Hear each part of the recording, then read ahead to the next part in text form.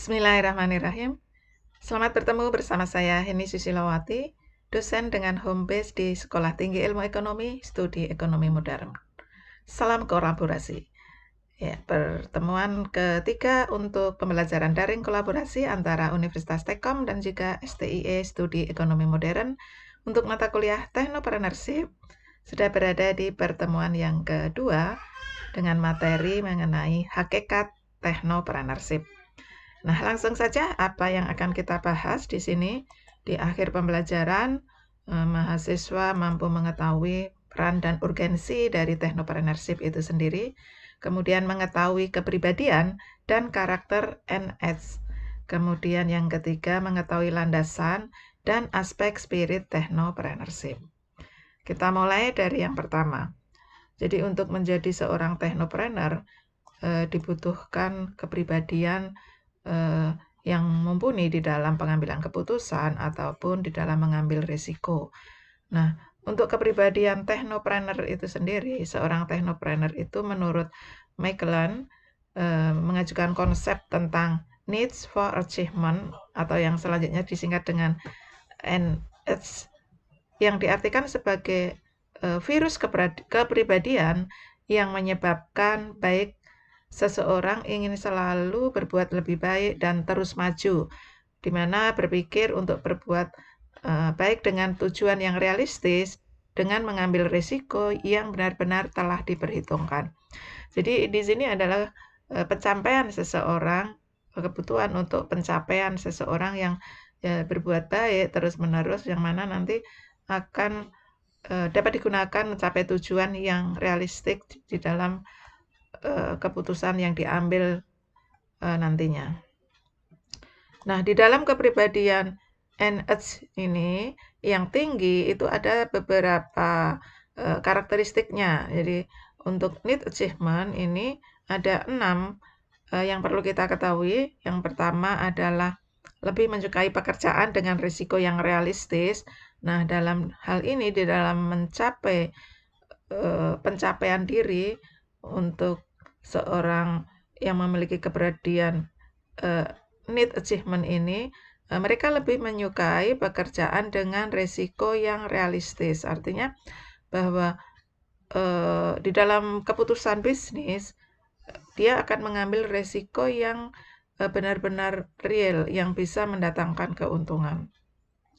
Sehingga ketika risikonya terlalu besar, meskipun akan mendapatkan return yang besar, maka seandainya itu tidak realistis, ya tidak akan diambil.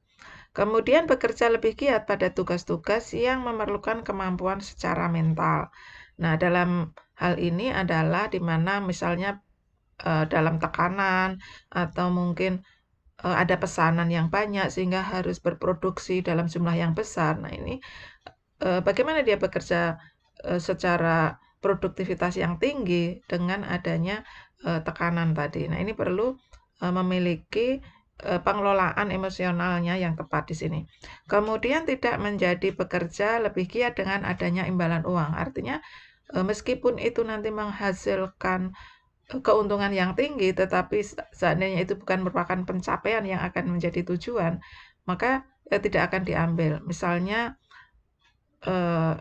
di dalam keputusan tersebut akan menghasilkan keuntungan yang tinggi, tetapi merusak lingkungan atau tidak ramah lingkungan di dalam pengolahannya. Nah, ini tidak akan diambil. Kemudian karakteristik kebutuhan untuk pencapaian ini sendiri yang keempat adalah ingin bekerja pada situasi yang dapat diperoleh baik di dalam pencapaian pribadi atau personal achievement. Nah, tentu saja ini adalah pencapaian untuk aktualisasi diri, pencapaian tertinggi buat pribadi seseorang. Kemudian menunjukkan kinerja yang lebih baik dalam kondisi yang memberikan umpan balik yang jelas dan positif. Jadi apa yang telah dilakukan, kinerja yang sudah dilakukan tentunya akan ada umpan baliknya. Apa kekurangan atau apa yang sudah bagus kemudian akan ditingkatkan lagi. Dan yang keenam adalah karakteristik untuk kebutuhan pencapaian diri, kecenderungan untuk berpikir ke masa depan dan memiliki pemikiran untuk jangka panjang. Jadi kepribadian seorang technopreneur itu bagaimana memikirkan apa yang dilakukan itu adalah untuk pemikiran jangka panjang. Jadi bukan hanya jangka pendek saat ini saja, misalnya untuk keuntungan sendiri. Nah, ini bukan suatu kepribadian yang baik untuk pencapaian di masa yang akan datang. Nah, dari pencapaian needs achievement tadi, ada karakter pembentuk technopreneur kita ringkas menjadi 3, ada intrapersonal, kemudian ada ekstrapersonal, dan ada interpersonal.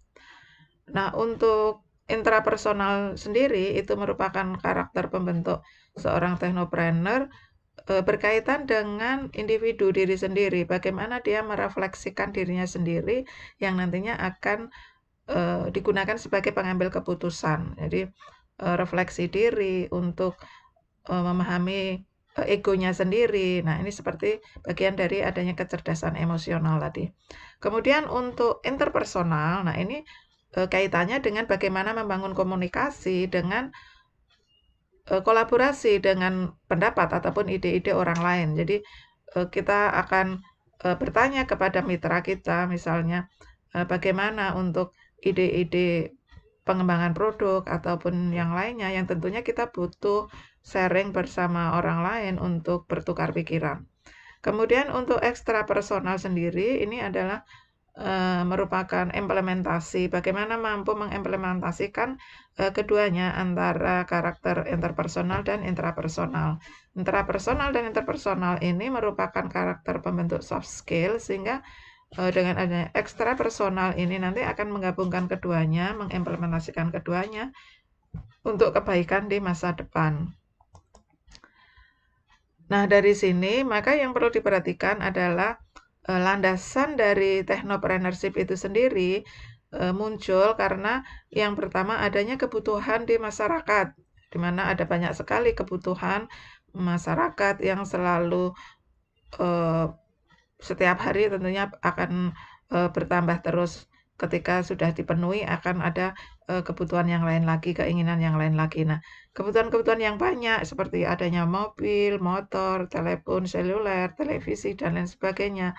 Nah, ini semua akan memperkaya diri dengan berbagai macam ide-ide, yang mana tentunya ide-ide inovatif ini nanti akan disalurkan untuk membentuk landasan technopreneurship ini.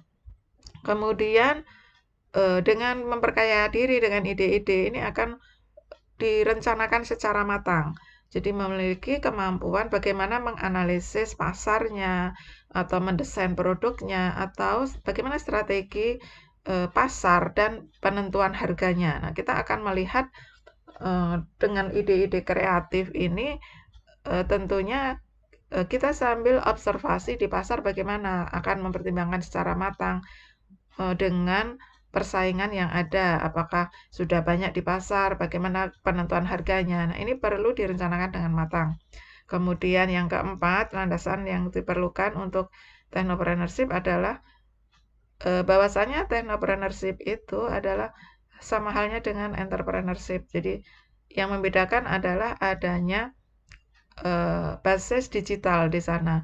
Jadi menciptakan atau menambahkan nilai dari produk yang sudah ada. Jadi produk yang sudah dibuat ini bagaimana bisa menciptakan nilai manfaat ekonomis ataukah manfaat nilai guna. Nah, ini harus ada pembeda yang unik dari produk-produk yang dihasilkan dengan technopreneurship ini. Selanjutnya adalah aspek spirit dari technopreneurship itu sendiri. Ada beberapa atribut atau aspek yang dijadikan acuan di dalam semangat untuk menjalankan technopreneurship.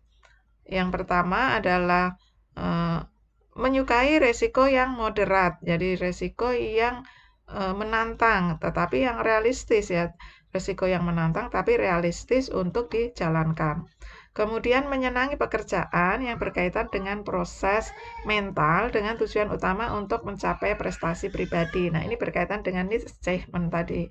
Jadi bagaimana akan mengambil pekerjaan ini tentunya yang dapat menantang dan menjadi pencapaian prestasi dari seseorang. Kemudian adanya locus of control internal, nah ini berkaitan dengan skills, ability, dan juga effort yang akan dicapai nantinya. Kemudian kemampuan kreatif dan inovasi. Nah, ini tentu saja yang harus menjadi aspek spirit dari technopreneurship adalah adanya kreativitas dan inovasi-inovasi baru untuk produk-produk yang dihasilkan sehingga mampu bersaing, memiliki daya saing. Kemudian cenderung berpikir panjang, memiliki potensi untuk melakukan visi yang jauh ke depan. Ini juga merupakan pencapaian kebutuhan achievement tadi, di mana yang dilakukan adalah untuk berpikir jangka panjang, untuk visi dan misi yang jauh ke depan. Kemudian adanya kemandirian. Nah, ini kemandirian ini adalah berarti menjadi aspek spirit entrepreneurship juga, bagaimana mandiri di dalam keuangan misalnya, ataupun mandiri di dalam pengambilan keputusan setelah melakukan berbagai pertimbangan. Ya, demikian pembahasan kita sekilas mengenai hakikat dari technopreneurship. Di akhir pembahasan ada kuis, nanti bisa dijawab untuk bagaimana karakter pembentuk technopreneurship atau bagaimana aspek yang dijadikan acuan spirit technopreneurship ini. Terima kasih, nanti bisa dipelajari lebih jauh dengan materi yang ada, mudah-mudahan bermanfaat. Kita akhiri dulu. Wassalamualaikum warahmatullahi wabarakatuh. Salam kolaborasi.